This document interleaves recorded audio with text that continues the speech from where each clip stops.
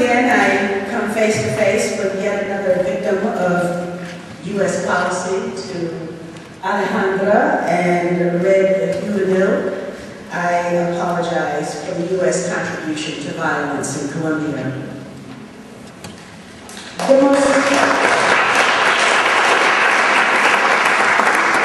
The most recent official report on employment states that 85,000 U.S. jobs were lost in the month of December. Everything I have read indicates that things are going to get a lot worse in the United States before they get better. Already the United States has slipped to 7th in the world's best places to live, behind France, Australia, Switzerland, Germany, and New Zealand. The U.S. place in the world will slip more than that in the future if the brakes are not put on current trends. The United States is rapidly becoming a country even more divided. Over 31% of Puerto Ricans live in poverty, making them the poorest ethnic group in the United States. Meanwhile, the war on Latinos continues with police harassment, racial profiling, and deportations of the undocumented for driving a car, if you can believe that. Approximately 166 legal cases winding their way through U.S. courts target Palestinians in the United States who were trying to help Palestine. And they are being prosecuted with new laws that would have been unthinkable a generation ago, like the Secret Evidence Act. My sister, Lynn Stewart, an activist lawyer of conscience, sits in a U.S. prison right now because she dared to represent a Muslim cleric who ran afoul of the U.S. What a message that sends to other lawyers committed to the notion that everyone at least deserves a fair trial.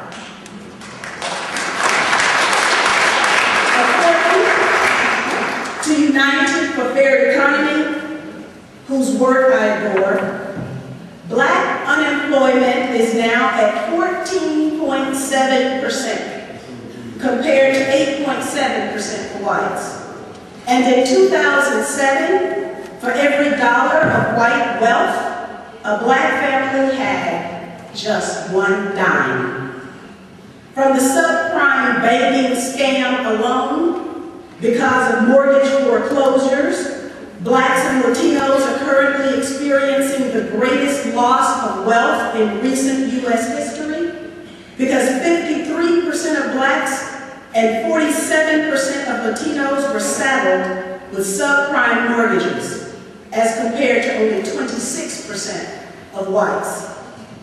The greedy banking class were in a feeding frenzy, feeding on Black and brown hopes to become a part of the American dream. According to a recent study, U.S. schools today are more segregated than in the 1950s. In our most diverse state, California, 1/2 of Black and Asian students attend segregated schools, as do 1/4 of Latino and Native American students. And young Black girls are experiencing unwanted sterilizations and other complications because of forced vaccinations with an experimental drug in these schools. In 1954, the U.S. Supreme Court found that segregation inherently meant unequal. Correspondingly, schools in low-income areas are highly unequal, with not even the slightest remediation of the root societal causes that strongly affect student performance. This, of course, feeds quite nicely into the prison industrial complex that is a nice moneymaker for those with a disposable income to invest in private prisons of the United States, or are lucky enough to have a business that contracts with the prisons to employ U.S. inmates for pennies an hour. Yes, the United States, imprisoning more people than any country on the planet, has become an incarceration nation. But only for certain people. Be suspected of being a Latino, driving without a driver's license, and you can get stopped and deported for having one tail light that's out. But Presidents George Bush, Bill Clinton, and Barack Obama can order the deaths of hundreds of thousands of innocents all over the planet, and they walk around free without the worry of even a citizen's arrest, let alone a warrant from a real legal tribunal.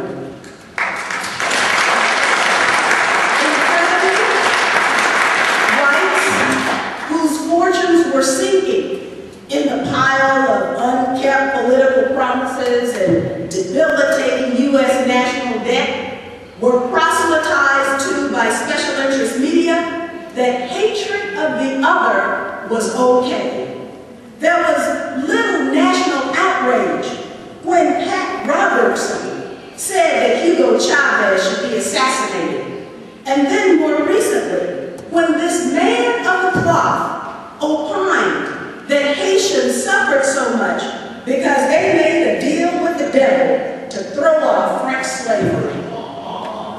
Incredibly, while a record number of blacks are seeking emergency food assistance, and people of color are losing not only their homes, but their dreams too.